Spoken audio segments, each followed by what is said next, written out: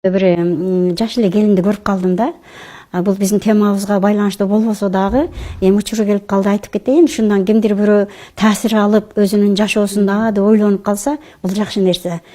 Бүгүнкү келиндер дейт, ушундай окууга бар экен.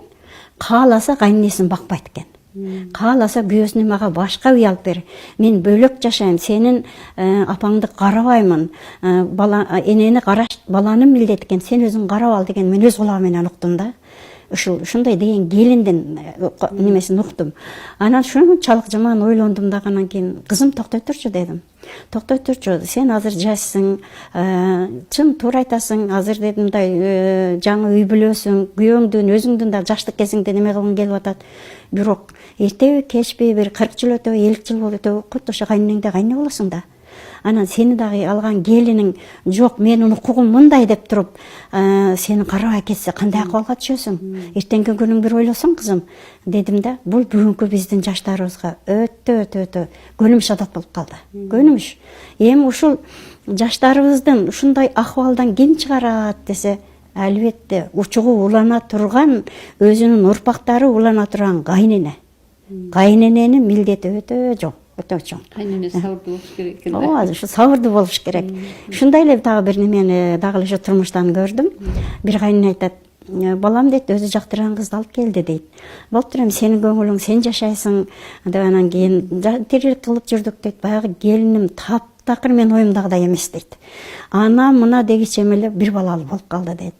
Анан карап туруп муну кетирсем десем эле баягы неберем эле көзүмө көрүнөт дейт. Эми бул кайсы тагасынын колунда калат экен, кайсы тай журтунда калат экен деп эле дейт. Кой чыдайын дей бердим дейт. Чыдайын деп жүрүп ушинтип 17 жыл өтүп кетиптир дейт. 17 жылда анан мен өзүмүн немеме тышты келиним деп атат да. Демек мындан биз ушундай ибрат алышыбыз керек. Кайнене сабырдуу болуш керек. Кайнене көрөгөч болуш керек. Көрөгөч дегенин мааниси кээде бала менен келиниң урушуп кетет.